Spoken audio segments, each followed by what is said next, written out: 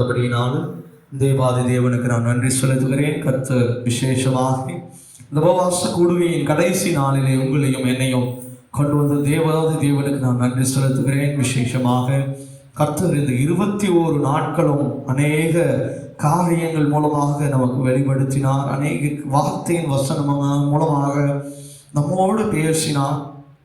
அது மாத்திரமில்லாமல் அநேக அற்புதங்கள், அடையாளங்கள், ஜெபிக்கிற ஜெபங்கள் எல்லாவற்றுக்கும் ஆண்டவர் பதில் கொடுத்து கொண்டே இருக்கிறார். ஹல்லேலூயா, ஹல்லேலூயா. இப்பொழுதும் தேவனுடைய வார்த்தைக்கு நேராக நம்ம கடந்து செல்வோம். நேற்றைய தினத்தில் கூட கேட்ட வார்த்தைகள் மரிக்கும் வரை மறக்காதீங்க என்று சொல்லி ஆண்டவர் நம்மோடு பேசினார். அதனுடைய தொடர்ச்சியாக இன்னைக்கு 2ஆம் பாகமாக பார்க்க போகிறோம்.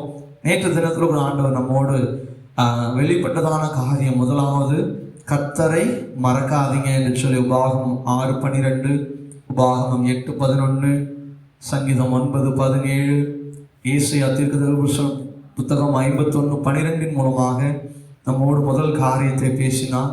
2வது காரியமாக அவருடைய கட்டளைகளை மறக்காதீங்க என்று சொல்லி உபாகமம் 4ஆம் அதிகாரம் 10ஆம் வசனத்திலும், சங்கீதம் 119ஆம் சங்கீதம் 93ஆம் வசனத்தின் மூலமாக ஆண்டவர் நம்மோடு இடைப்பட்டார். 3வது காரியம், தேவனை அவருடைய வேதத்தை என்ன பண்ணாதீங்க, மறக்காதீங்கன்னு சொல்லி சங்கீதம் 119 61ஆம் வசனத்தின் மூலமாக ஆண்டவர் பேசினார். ஹல்லேலூயா, ஹல்லேலூயா. இன்றைக்கும் ஆண்டவர் ஒரு 4 காரியங்களை குறித்து நம்மோடு இடைப்பட போகிறார், நம்மோடு பேச போகிறார். இடத்தில் வாசிக்கலாம். நீதிமொழிகளின் புஸ்தகம் 3ஆம் அதிகாரம் அதனுடைய 1ஆம் வசனம். நீதிமொழிகள் 3ஆம் அதிகாரம் அதனுடைய 1 வசனத்தை நாம் வாசிக்க கேட்போம். என் மகனே, என் போதகத்தை மறவாதே, உன் இருதயம் என் கட்டளைகளை காக்க கடவுது. ஹல்லேலூயா. ஆண்டவர் இன்றைக்கு 4வது காரியமாக எதை மறக்கக்கூடாது என்று சொல்கிறார் என்று சொன்னால், அவருடைய போதகத்தை நீங்க என்ன பண்ணக்கூடாது, மறக்கக்கூடாது. அவர் சொல்லப்படுகிறதான வசனங்கள், வார்த்தைகள், அவைகளிலே நீங்க என்ன பண்ணணும், அதன்படியாக ஜீவிக்கணும். அவருடைய கட்டளைகளை நீங்க என்ன பண்ணணும், காத்து கொள்ளணும். இந்த வருஷத்தின் கடைசியில் நீங்களும் நானும் வந்திருக்கிறோம். நம்ம என்னெல்லாம் சேர்த்து வச்சிருக்கிறோம் யோசிச்சு பாருங்க. இந்த 2024ஆம் ஆண்டுல ஒருவேளை பொண்ணையோ பொருளையோ சேர்த்து வைக்கிறது நிமித்தமாக என்ன காரியங்களை நாம் பெற்றுக்கொள்ளுகிறோம் என்பதை யோசிங்க. அதற்கு மாறாக ஆண்டவருடைய வார்த்தைகளை, வசனங்களை நாம் சேர்த்து வைத்திருக்கிறோமா, காத்து வைத்திருக்கிறோமா, பொக்கிஷமாக நம்ம பார்த்து கொண்டிருக்கிறோமா என்பதை நீங்களும் நானும் என்ன பண்ணணும், இந்த நாளில் நீங்களும் நானும் ஆராய வேண்டிய விஷயங்கள் இருக்கிறது. இன்னைக்கு நிறைய பொக்கிஷங்களை என்ன பண்ணுறாங்க, காத்து கொள்ளுகிறாங்க. லாக்கரில் வைக்கிறாங்க, பேங்க்கில் வைக்கிறாங்க, எல்லாவற்றையும் சேமித்து வைக்கிறாங்க. ஆனால் அதெல்லாம் என்ன பண்ணிடும், ஒரு நாள் அழிந்து போயிடும். ஆனால் வானம் பூமி ஒழிந்து போனாலும் என் வார்த்தை ஒழிந்து போகவே போகாது. அவருடைய வார்த்தை ஒரு நாளும் ஒழிந்து போகாது. அந்த வார்த்தைகளை நீங்கள் காத்து கொள்ள வேண்டும். ஆண்டவர் உங்களோடு பேசுகிற வார்த்தைகளை நீங்கள் என்ன பண்ணணும், காத்து நடந்து கொள்ளணும். அவர் சொல்லுகிறதான போதனைகளுக்கு நீங்கள் என்ன பண்ணணும், செவி சாய்த்து அதன்படியாக சேவிக்கிறவர்களாக இருக்கணும். முடிந்த வரைக்கும் அவருடைய வசனங்களை இருதயத்தில் போட்டுக்கொண்டே இருக்கணும்.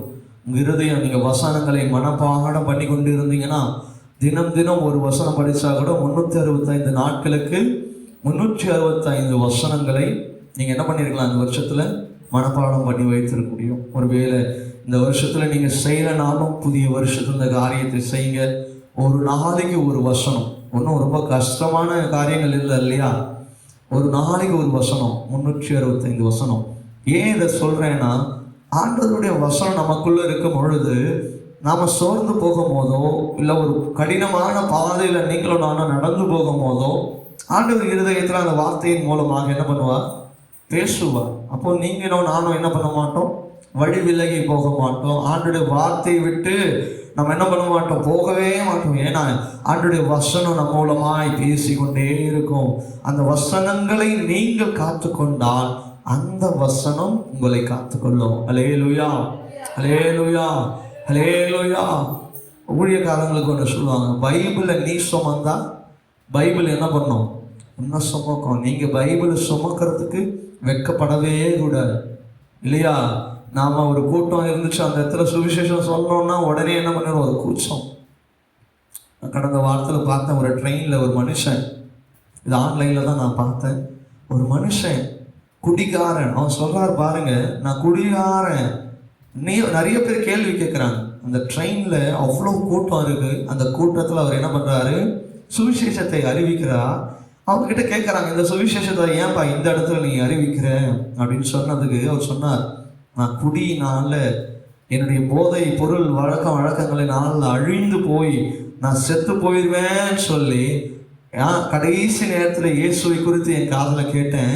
நான் ஆண்டவர்கிட்ட சொன்னேன், ஆண்டவரே நீங்கள் என்னை காப்பாற்றினீங்கன்னா என் உயிர் இருக்கிற வரைக்கும் உடைய வார்த்தை வசனத்தை நான் என்ன பண்ணுவேன், நான் போகிற இடம்லாம் என்ன பண்ணுவேன், சொல்லுவேன் அப்படின்னு சொன்னேன்.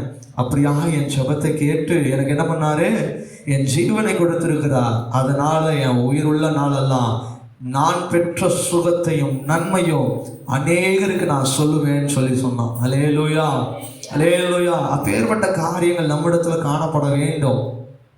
ஒரு குடிகாரன், ஒரு மரணத்திற்கு ஏதுவான காரியம், அவன் நன்றி உள்ளவனாக இருக்கிறான்.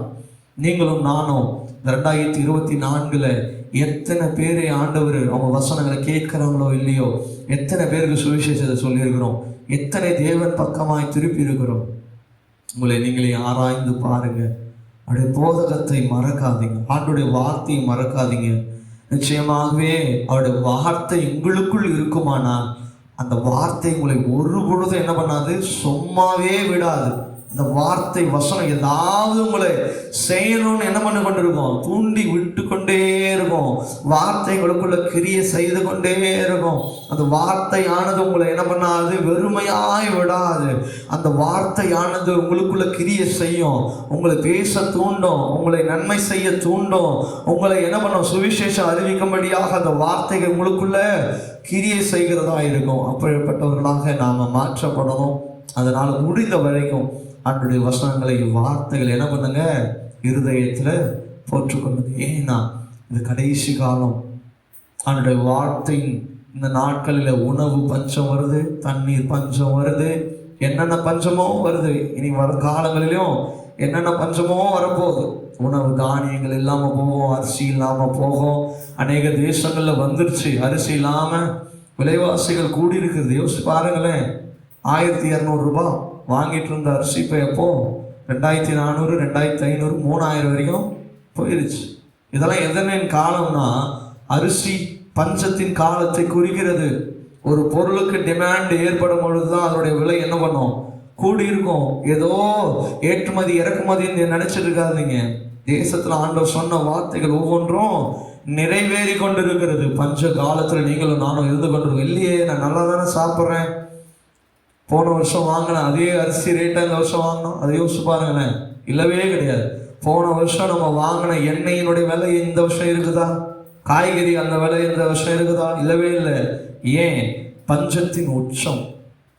இவைகள் எல்லாம் என்ன பண்ணோம், நடைபெற்றோம்னு சொல்லி ஆண்டவர் வார்த்தை சொல்லப்பட்டிருக்குது. அதே போல கடைசி காலங்களிலே ஆண்டுடைய வார்த்தைகளில் கேட்கக்கூடாதபடிக்கு என்ன வருமா, பஞ்சத்தின் காலம் வரும். கடைசி காலத்தில் இந்த வேத புஸ்தகம் கையில் வச்சு சுற்றிட்டு இருக்கோம் இல்லையா? கடைசி காலத்தில் அப்படிலாம் சுத்தவே முடியாது, எரிச்சிருவாங்க. நம்ம கையில் இருக்கிற வேதாகமத்தை வாங்கி எரிப்பாங்க. அந்த மாதிரியான கொடுமையான காலங்கள் வரப்போகிறது. அப்போ வசனங்கள், வார்த்தைகள் உங்கள் உள்ளத்தில் இருந்தால் மாத்திரம்தான் அந்த கடைசி காலங்களில் வார்த்தைகளை நீங்கள் என்ன பண்ண முடியும், சொல்ல முடியும். அப்போ அந்த பஞ்சத்தின் காலத்திற்கு உங்களை இப்பொழுதே என்ன பண்ணிக்கொள்ளுங்க, ஆயத்தப்படுத்தி கொள்ளுங்க. அவருடைய போதகத்தை மறக்காதபடிக்கு அவருடைய வார்த்தை வசனங்களை காக்க கடவோம் என்று சொல்லி ஆண்டவர் சொல்லியிருக்கிறார். அப்படியாக அவருடைய வசனங்களை காக்கும்படியாக நீங்களும் நானும் இந்த நாளில் ஜாக்கிரதை உள்ளவர்களாய் காணப்படுவோம். ஹல்லேலூயா, ஹல்லேலூயா. 4வது காரியம், அவருடைய போதகத்தை மறக்காதீங்க. அந்த போதகம் நம்மை நன்மையான பாதையில் நடத்தும். ஏதாவது கெட்டு போகிற வார்த்தைகளை இயேசு கிறிஸ்து செய்திருக்கிறாரா? ஒருத்தருக்கு ஒருத்தர் மன்னிங்க, நான் உங்களுக்கு மன்னிக்கிறத நீங்கள் மற்றவங்களுக்கு மன்னிங்க. அந்த போதனை எல்லாம் எப்பேற்பட்ட போதனை! நான் உங்களுக்கு மன்னிச்சிருக்கிறேம்மா, அந்த மாதிரி நீ மற்றவனை மன்னி அப்படின்னு சொல்கிறாருன்னா அந்த போதனை எப்பேற்பட்டதாக இருக்கும். ஏன்னா ஆண்டவர் சிலுவையின் மரண பரியந்தம் மன்னித்தார். பிதாவே இவர்களை மன்னியும், இவர்கள் செய்கிறது இன்னதென்று அறியாமல் செய்கிறார்கள். அந்த குணத்தை ஆண்டவர் சொல்றார். அந்த போதனையை மறக்காதீங்க, அந்த போதனையை காத்துக்கொள்ளுங்க. அதே மாதிரி அநேக காரியங்கள் ஆண்டவர் சொல்லியிருக்கிறார், அநேக போதனைகளை அவர் செய்திருக்கிறார். மத்தேயு 5ஆம் அதிகாரத்தை வாசித்து பாருங்க. வீடுகளில் போய் அவர் மலை பிரசங்கத்தில் என்னென்ன பிரசங்கித்திருக்கிறார். நம்முடைய தேசத்தின் தந்தையாக கருதப்படுகிற மகாத்மா காந்தி கூட இந்த மத்தேயு 5ஆம் அதிகாரத்தினால ஈர்க்கப்பட்டிருக்கிறார். அவர் அந்த வசனங்களையெல்லாம் சொல்லியிருக்கிறார். அப்பேற்பட்ட காரியங்கள் ஆண்டவர் அவருடைய போதகத்தை நீங்கள் காத்துக்கொள்ள வேண்டும். இந்த போதகத்தினை நீங்கள் காத்துக்கொள்ளுகிறவர்களாய் காணப்படணும். ஹல்லேலூயா, ஹல்லேலூயா, ஹல்லேலூயா. அடுத்தபடியாய் 5வது காரியம், நம்முடைய வாழ்க்கையில என்னத்தை மறக்கக்கூடாது என்று சொன்னால், சங்கீதம் 103ஆம் சங்கீதம் 2ஆம் வசனத்தை வாசிக்கலாமா? 103ஆம் சங்கீதம் அதனுடைய 2ஆம் வசனம் எல்லாருக்குமே தெரிஞ்ச, சின்ன பிள்ளைங்களுக்கு கூட இந்த வசனம் தெரியும். என் ஆத்துமாவே கர்த்தரை ஸ்தோத்திரி, அவர் செய்த சகல உபகாரங்களையும் மறவாதே. 5வது காரியம், ஆண்டவர் செய்த நன்மைகளை உங்க வாழ்க்கையில மறக்கவே மறக்காதீங்க. அவர் செய்த உதவிகளை நீங்க மறக்காதீங்க. ஏன்னா வசனம் சொல்லுது, அவர் சகாயர். சகாயர் என்று சொன்னால் உதவி செய்கிறவர் என்று அர்த்தம். உங்களுக்காகவும் எனக்காகவும் உதவி செய்கிறதற்காகவே அவர் பிறவி எடுத்தவர். ஒருத்தருக்கு உதவி செய்யணும்னு யாராவது பிறந்திருப்பாங்களா? ஆனால் என் ஆண்டவராகிய இயேசு கிறிஸ்து நீங்களும் நானும் தேடிக்கொண்டிருக்கிற, வணங்கி கொண்டிருக்கிற, அவருடைய நாமத்தை துதித்து கொண்டிருக்கிற என் ஆண்டவராகிய இயேசு கிறிஸ்து உங்களுக்காகவும் எனக்காகவும் உதவி செய்வதற்காகவே இந்த உலகத்தில் என்ன பண்ணார்? பிறந்தார். உங்களுக்கு உதவி செய்யும்படியாகவே அவர் மரித்தார். உங்களுக்காக உதவி செய்யும்படியாக அவர் மீண்டும் உயிர்த்தெழுந்தார். அவர் மீண்டும் மத்திய ஆகாயத்தில் வரப்போகிறார். உங்களுக்கு உதவி செய்ய, உங்களை பரலோகத்திற்கு கொண்டு போக, உங்களை அவருடைய வலது பாரசத்தில் உட்கார, உங்களையும் என்னையும் பிதாவினிடத்தில் கொண்டு சேர்த்து அவருடைய சித்தத்தை நிறைவேற்ற. ஹல்லேலூயா, ஹல்லேலூயா, ஹல்லேலூயா. இதை கேட்டுக்கொண்டிருக்கிற என் தேவ பிள்ளைகளே, தேவ சனங்களே, இந்த வருஷத்தின் கடைசியில வந்திருக்கிறோம். தேவன் இந்த வருஷம் செய்த நன்மைகள் எல்லாம் நினைத்து பாருங்க. இந்த 2024 ஆண்டவர் செய்த நன்மைகள் எல்லாம் சொல்லி ஆராதிங்க, துதிங்க. என்ன ஆண்டவர் உதவி செய்துட்டாருன்னு சொல்லி கேட்காதீங்க. நான் ஏறெடுத்த காரியத்தெல்லாம் ஆண்டவர் செய்யலன்னு நினைக்காதீங்க. இன்னைக்கு நீங்களும் நானும் இந்த வருஷத்தின் கடைசியில ஜீவனோடு இருக்கிறோம் பாருங்க. இந்த 365 நாட்களும் நம்ம ஜீவனோடு வைத்திருக்கிறாரு. அதுவே பெரிய உதவிதான். ஹல்லேலூயா, ஹல்லேலூயா, ஹல்லேலூயா. இந்த வருஷத்தை தொடக்கினவங்க நம்ம கூட இல்லை, அநேக பேர் இல்லை. நம்ம நேசித்தவங்க அநேக பேர் நம்ம கூட இல்லை.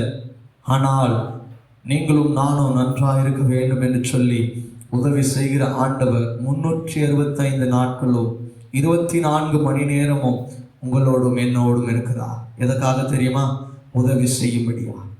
நீங்க கூப்பிட்ட உடனே அவர் மனம் இறங்கிடுவாரா? நீங்கள் அழுதா அவரும் அழுவார். அப்ப என் தேவன் எவ்வளோ பெரிய தேவனா இருக்கிறார். அவர் உதவி செய்கிறவர். உதவி செய்கிற தேவனை நீங்க உங்க வாழ்க்கையில மறக்காதீங்க. ஏசப்பா பார்த்து தயவு செய்து கேட்டுறாதீங்க, நீங்க என்ன எங்க வாழ்க்கையில செஞ்சுட்டீங்க, என்ன நன்மை எங்க வாழ்க்கையில நீங்க செஞ்சுட்டீங்க. நான் அப்படியே தானே இருக்கிறோம். 2024 தொடங்கின அதே காரியம் தானே இந்த 2024 முடிக்கும் போது. அப்பேற்பட்ட வார்த்தைகள் தயவு செய்து உங்க வாழ்க்கையில காணப்பட்ட கூட முறுமுறுப்பான காரியங்களை எடுத்து போயிருங்க. ஒருவேளை துஷகமான வார்த்தையினாலும் துஷகமான காரியத்தினாலோ ஆண்டவரை முறுமுறுத்திருப்போமானா, இன்றைக்கு இந்த வருஷத்தின் கடைசியில் ஆண்டவருடைய சமூகத்துல முழங்கால் படிட்டு சொல்லுங்க, ஏசப்பா என்னை மன்னிச்சிருங்க, எனக்காக நீங்க உதவி எவ்வளோ செஞ்சிருக்கீங்க, எவ்வளோ உதவி செஞ்சிருக்கீங்க. நான் மறிச்சிருந்தா நான் காணாம போயிருப்பேன், இருக்கிற இடம் இல்லாம இருந்திருப்பேன். என்னை நேசிச்சவங்களாம் என்னை என்ன பண்ணிருப்பாங்க, 1 நாள் 2 நாள், அதுக்கப்புறம் மறந்து போயிருப்பாங்க. ஆனால் நீர் எங்களை ஒரு பொழுதும் எங்களை மறக்கவே இல்லை. உடைய கிருபையினால் எங்களை நடத்திருக்கிறீங்க. உடைய உபகாரங்களின் ஆலைகளை ஆசீர்வதித்திருக்கிறீங்க. அதற்காக நன்றி என்று சொல்லுங்க. ஹல்லேலூயா, ஹல்லேலூயா, ஹல்லேலூயா.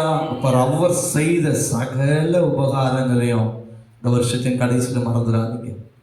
தேவ பிள்ளைகளே, அவர் செய்த உபகாரங்களை மறக்காதீங்க. அவர் செய்த நன்மைகளை மறக்காதீங்க. இஸ்ரவேல் ஜனங்கள் வனாந்திரத்தில் போகும் பொழுது ஆண்டவர் எவ்வளோ அற்புத அடையாளங்களை செய்கிறார். ஆனால் அவங்க எப்படி இருக்கிறாங்க? உதவிகளை மறந்த ஜனங்களாக, உதவிகளை அற்றவர்களாக, அவைகளை எண்ணாதவர்களாக, அவைகளை நினைத்து அவருடைய நாமத்தை மகிமைப்படுத்தாதவர்களாக காணப்படுகிறாங்க. இன்றைக்கு இந்த வருஷத்தின் கடைசியில நீங்களும் நானும் வந்திருக்கிறோம். அப்பேற்பட்ட இஸ்ரவேல் ஜனங்களைப் போல வணங்கா கழுத்துள்ளவர்களாக நீங்களும் நானும் மாறக்கூடாது. அவர் செய்த சகல உபகாரங்களையும் மறவாதீங்க. ஹல்லேலூயா, ஹல்லேலூயா. அவர் செய்த உதவிகள், ஆராதனை வேளையில் மௌனமா இருக்கக்கூடாது. அவர் செய்த நன்மைகள் ஒவ்வொன்றும் ஆராய்ந்து பாருங்க. ஒருவேளை இந்த பழக்கம் இல்லைன்னா, புதிய வருஷம் நாளைக்கு நீங்க போக போறீங்க, கர்த்தர் செய்கிற நன்மைகளை ஒரு டைரி போட்டு எழுதுங்க. இந்த டைரி பத்தாது. ஹல்லேலூயா, ஹல்லேலூயா, ஹல்லேலூயா. அதுலயே நீங்க தெரிஞ்சுக்கலாம் இல்லையா? அப்போ எவ்வளோ ஆண்டவர் நன்மையை செய்கிறார். ஒரு டைரியோ ஒரு நோட்டோ ட்ரை பண்ணி பாருங்க. புதிய வருஷத்துல ஒவ்வொரு நாளும் ஆண்டவர் செய்கிற காரியங்களை எழுதுனீங்கன்னா உங்களுக்கு 10 புக்கோ 20 புக்கோ வாங்கினாலும் பத்தினாது. ஏன்னா என் தேவன் அவ்வாறாக உதவி செய்து கொண்டிருக்கிறார். ஹல்லேலூயா, ஹல்லேலூயா, ஹல்லேலூயா. 6வது காரியம், எபிரேயர் 13ஆம் அதிகாரம். எபிரேயர் புஸ்தகம் 13ஆம் அதிகாரம் அதனுடைய 2ஆம் வசனத்தை வாசிக்கலாம். எபிரேயரின் புஸ்தகம் 13ஆம் அதிகாரம் அதனுடைய 2ஆம் வசனத்தை வாசிப்போம். அந்நியரை உபசரிக்க மறவாதிருங்கள், அதனாலே சிலர் அறியாமல் தேவ தூதரையும் உபசரிக்கிறது உண்டு. ஹல்லேலூயா, ஹல்லேலூயா. ஆண்டவர் சொல்றார், 6வது விஷயம், உபசரிக்க மறவாதீங்க. அடுத்தவங்களுக்கு உதவி செய்ய மறவாதீங்க. ஆண்டவர் சொல்றாரு, நீங்க ஒரு சிலரை தெரியாம உதவி செய்கிறீங்களே, அது தேவ தூதர்களாக கூட இருக்கலாம் அப்படின்னு சொல்லி ஆண்டவர் சொல்றார். உங்ககிட்ட யாசகம் கேட்டு, நன்மையை கேட்டு, பிச்சையை கேட்டு, இதை என் பிள்ளை செய்யறானான்னு சொல்லி தேவ தூதர்களை ஆண்டவர் அனுப்பியிருக்கலாம். உங்ககிட்ட இருக்கும் பொழுது இல்லைன்னு சொல்றீங்களே, ஆண்டவர் துக்கப்படுவார். ஐயோ, என் பிள்ளைக்கு இவ்வளோ காரியத்தை இந்த 2024 கொடுத்தேன், ஆனா தேவ தூதர்களை அனுப்பி நான் கேட்க வச்சா என் பிள்ளை இல்லைன்னு சொல்றாரேன்னு சொல்லி ஆண்டவர் என்ன பண்ணுவாரு? மனமுறிவு அடைவா. உங்களால் முடிஞ்ச உபசரிக்கிறவர்களை உபசரிங்க. உங்களை தேடிக வருகிறவர்களை உபசரிங்க, மறவாதிருங்க. அதனாலே நீங்கள் அறியாமல் கூட தேவ தூதர்களை என்ன பண்ணலாம்? உபசரிக்கிறது உண்டு. அப்போ ஏற்பட்ட காரியங்கள் இந்த வருஷத்தின் கடைசியில் உங்களால் முடிஞ்ச உதவி, உங்களால் முடியாதது ஒன்று நான் இங்கே செய்ய சொல்லி ஆண்டவர் சொல்லலை. உங்களால் முடிந்த உதவிகளை அடுத்தவங்களுக்கு செய்யுங்க.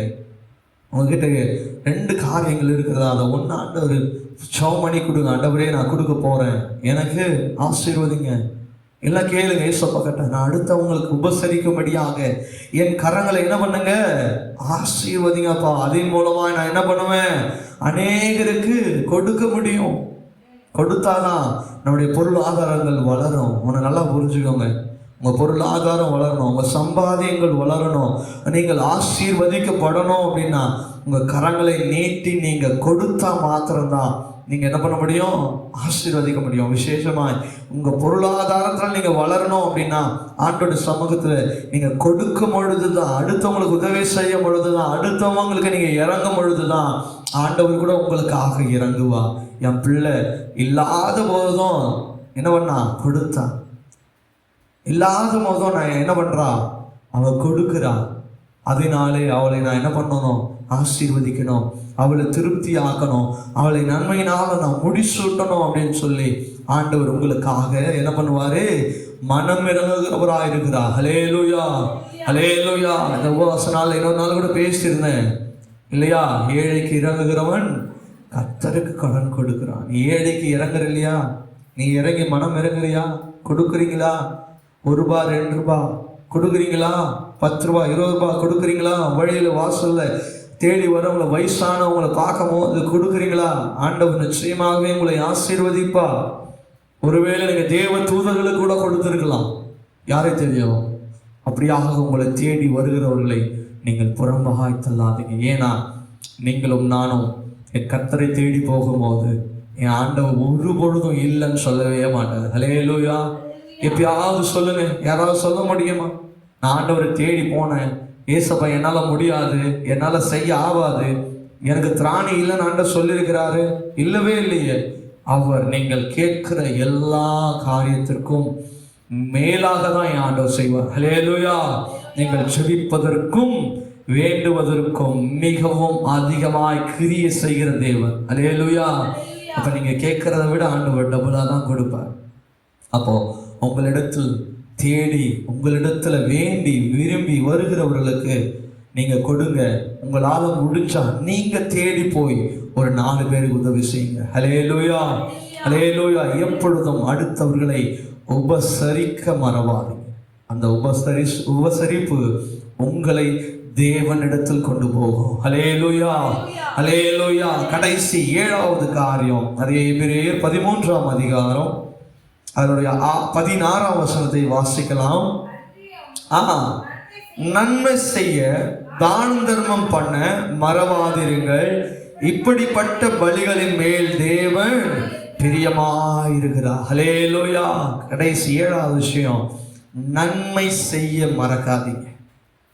ஒருத்தங்களுக்கு நீங்க தீங்கு செய்யாம இருக்கணும்னு சொல்லியிருக்கிறார். ஆனால் நீங்க நன்மை செய்யுங்க, தானம் தர்மம் பண்ணுங்க. அதிலே தேவன் பிரியப்படுகிறார். அதனால தேவன் உங்களிடத்துல மிகவும் பிரியமா இருக்கிறார், உங்களை அதிகமா நேசிக்கிறார். நீங்க அடுத்தவங்களுக்காக கொடுக்கும் பொழுது என்ன பண்றார் ஆண்டவர்? உங்களை அவர் ஆசையா நேசிக்கிறார். உங்ககிட்ட 2 பொருள் இருக்கு, அதை கொடுக்கும் பொழுது, உங்களை தேடி வருகிறவங்களுக்கு நீங்க நன்மை செய்யும் பொழுது, அடுத்தவங்களுக்கு தீங்கு நினைக்காததே ஒரு நன்மை தான். அடுத்தவங்களை கெட்டு போகணும்னு நினைக்காததே ஒரு நன்மையான காரியங்கள். அடுத்தவங்க வளர வேண்டும் என்று சொல்லி நினைக்கிற எண்ணங்கள் நமக்குள்ள இந்த 2024ஆம் ஆண்டு வருஷத்தின் கடைசியில உங்களுக்குள்ள ஒரு விதையை போடு. நல்ல நிலத்தில் விதைக்கப்பட்ட விதையோ 30, 60, 100 பலன் கொடுக்கும். ஹல்லேலூயா. ஹல்லேலூயா. அந்த நன்மையை நீங்க செய்யும் பொழுது, நீங்க கொடுக்கும் பொழுது, அந்த நன்மையானது 30, 60, 100 உங்களுக்கு பலன் கொடுக்கும். நீங்க 30 ரூபாய் கொடுத்தீங்க அப்படின்னா ஆண்டவர் உங்களுக்கு அதை 100 திருப்பி கொடுப்பா. ஹல்லேலூயா. ஹல்லேலூயா. அதைதான் ஆண்டவர் உங்களிடத்தில் விரும்புகிறார். நீங்க பலியோ, நீங்க காணிக்கையோ, தசமபாகத்தை கொடுக்கறது, சபைக்கு வந்து கொடுக்கறத விட அடுத்தவங்களுக்கு நீங்க உதவி செய்வதை ஆண்டவர் மிக அதிகமாய் விரும்புகிறார். அதுல அவர் பிரியப்படுகிறார். அதிலே ஆண்டவர் என்ன பண்ணுகிறார்? வாஞ்சையாயிருக்கிறார். அதனாலே ஆண்டவர் மகிமைப்படுகிறார் என்று சொல்லி வசனம் சொல்லுகிறது. அப்படியாக தேவனுடைய மகிமைக்கென்று நீங்களும் நானும் நன்மை செய்ய மறவாதிருக்கிறோம் இல்லையா? நாம என்ன பண்ணக்கூடாது? பிறமளுக்கு என்ன பண்ணக்கூடாது? பிசினித்தனம் பண்ணக்கூடாது. அப்போ ஆண்டவரை நோக்கி கேட்கணும், ஆண்டவரே எனக்கு நன்மை நான் அடுத்தவனுக்கு செய்யணும்னா எனக்கு என்ன வேணும்? அந்த குணத்து வேணும். ஒரு சிலர் வச்சுக்கிட்டே இல்லைன்னு சொல்லுவாங்க இல்லையா? அப்படியாக கர்த்தர் நம்மை ஆசீர்வதிக்கணும். பிசினித்தனமான காரியங்கள், பிசினித்தனம் பண்ணினவன் கூட எப்படி இருக்கிறான்னா வருணண்டியா இருக்கிறான். ஆனால் வாரி இறைத்தவனை கர்த்தர் ஆசீர்வதித்திருக்கிறார். ஹல்லேலூயா. ஹல்லேலூயா. அப்போ கொடுங்கள், அப்பொழுது உங்களுக்கு கொடுக்கப்படும். நன்மை செய்யுங்கள். நன்மை செய்யும்படியாக என் தேவன் சுற்றி தெரிந்தது போல நீங்களும் நானும் நன்மை செய்ய சுற்றி தெரியுங்க. ஹல்லேலூயா. நன்மை எப்படி செய்யணும் தெரியுமா? நன்மை எப்படி செய்யணும் தெரியுமா? உன் வலது கரம் செய்கிறது உன் இடது கரத்துக்கு என்ன பண்ணக்கூடாது? தெரியவே கூடாது. அதுதான் உண்மையான நன்மை. இன்னைக்கு உலகத்துல செய்கிறதெல்லாம் அப்படி கிடையவே கிடையாது. எங்க பார்த்தாலும் போட்டோ, எங்க பார்த்தாலும் போஸ்டர். இந்த காரியங்கள் நமக்குள்ள இருக்கவே கூடாது. இந்த காரியத்தை முழுமையாக வெறுத்துடுங்க. கர்த்தர் நிச்சயமாக உண்மையாய் நீங்க நன்மை செய்யும் பொழுது, ஒருத்தருக்கு நன்மை செய்துட்டு 10 பேருக்கு 20 பேருக்கு நான் அவங்களுக்கு நன்மை செஞ்சுட்டேன், எதை செஞ்சுட்டேன், அதை செஞ்சுட்டேன்னு உங்களுக்குள்ள பெருமையான காரியங்கள் வேண்டாம். நீங்க செய்கிற நன்மை என் தேவன் மாத்திரம் அறிந்தால் போதும். ஏன்னா நீங்கள் செய்கிற நன்மை, அந்தரங்கமாய் செய்கிற நன்மைகள் ஆண்டவர் வெளியரங்கமாக உங்களுக்கு உதவி செய்வார். ஹல்லேலூயா. அல்லேலூயா. கர்த்தர் இந்த நாள் முழுவதும் நம்மை நடத்தினார். அவருடைய போதகத்தினால் நீங்க மறக்காதீங்க என்று சொல்லி நடத்தினார். அவர் செய்த உபகாரங்கள், உதவிகளை நீங்க என்ன பண்ணக்கூடாது, மறக்கக்கூடாது. அடுத்தவங்களை உபசரிக்க மறந்துடாதீங்க. கடைசியாக நன்மை செய்ய உங்க வாழ்க்கையில நீங்க மறந்துடாது. அந்த நன்மையானது எல்லா பலிகளையும் காட்டிலும் என் தேவன் இந்த பலியில ஆண்டவர் பிரியப்படுகிறவராய் இருக்கிறார். கர்த்தர் பெரிய காரியங்களை செய்வார். தேவன் தாமே என்ற வார்த்தைகளை ஆசீர்வதிப்பாராக. நம்ம எல்லாரும் கண்களை மூடி